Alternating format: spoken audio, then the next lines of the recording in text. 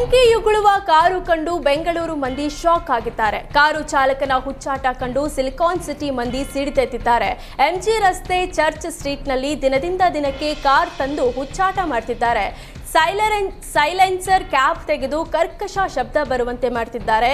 ವಿಚಿತ್ರ ಶಬ್ದದಿಂದ ಜನರು ಭಯಭೀತರಾಗಿದ್ದು ವ್ಯಾಪಕ ಆಕ್ರೋಶ ಬೆನ್ನಲ್ಲೇ ಕಬ್ಬನ್ ಪಾರ್ಕ್ ಟ್ರಾಫಿಕ್ ಪೊಲೀಸರು ಕಾರು ಸೀಸ್ ಮಾಡಿದ್ದಾರೆ.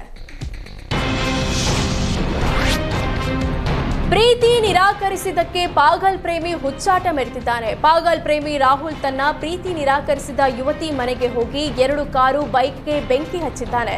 ಚನ್ನಮ್ಮನ ಕೆರೆ ಅಚ್ಚಕಟ್ಟು ಪೊಲೀಸ್ ಠಾಣೆ ಬಳಿ ಘಟನೆ ನಡೆದಿದೆ. ಸ್ನೇಹಿತನನ್ನ ಕರೆದುಕೊಂಡು ಹೋಗಿ ಯುವಕ ರಾಹುಲ್ ಶ್ರೀನಿಧಿ ಅಪಾರ್ಟ್ಮೆಂಟ್ ಬಳಿ ಹುಚ್ಚಾಟ ಮೆರೆದಿದ್ದಾನೆ. ಓಂ ಸಿನಿಮಾ ಸ್ಟೈಲ್ನಲ್ಲೇ ರಾಹುಲ್ ತನ್ನನ್ನ ಬಿಟ್ರೆ ಬೇರೆ ಯಾರನ್ನೂ ಮದುವೆಯಾಗದಂತೆ ಎಚ್ಚರಿಕೆ ಕೊಟ್ಟು ಬೆಂಕಿ ಹಾಕಿದ್ದಾನೆ. ರಾಹುಲ್ ಮೇಲೆ ದರೋಡೆ, ರಾಬರಿ ಸೇರಿ 18 ಕೇಸ್ಗಳಿವೆಯಂತೆ.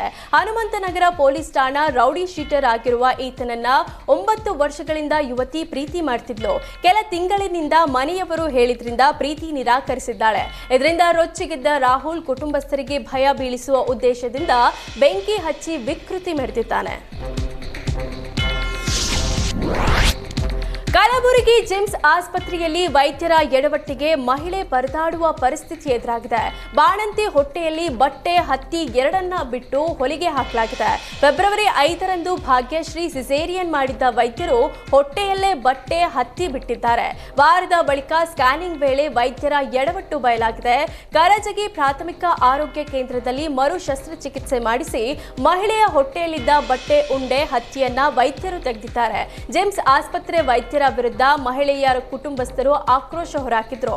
ಇದಕ್ಕೆ ಸ್ಪಷ್ಟನೆ ನೀಡಿದ ಕಲಬುರಗಿ ಡಿಎಚ್ಒ ಇದರಲ್ಲಿ ಯಾವುದೂ ತಪ್ಪಿಲ್ಲ ಅಂದ್ರು. ಹೆರಿಗೆ ಆದ್ಮೇಲೆ ರಕ್ತಸ್ರಾವ ಜಾಗಕ್ಕೆ ಹತ್ತಿ ಇಡ್ತೇವೆ, 2 ದಿನ ಬಿಟ್ಟು ಅದನ್ನ ತೆಗೆಯಲು ವೈದ್ಯರು ಹೇಳಿದ್ರು. ಆದ್ರೆ ಬಾಣಂತಿ ಕಡೆಯವರು ಅದನ್ನ ತೆಗೆಸಿಲ್ಲ. ಇದರಿಂದ ಇನ್ಫೆಕ್ಷನ್ ಆಗಿದೆ. ಮಗು ಬಾಣಂತಿಗೆ ಯಾವುದೇ ತೊಂದರೆ ಆಗಿಲ್ಲ ಅಂದ್ರು.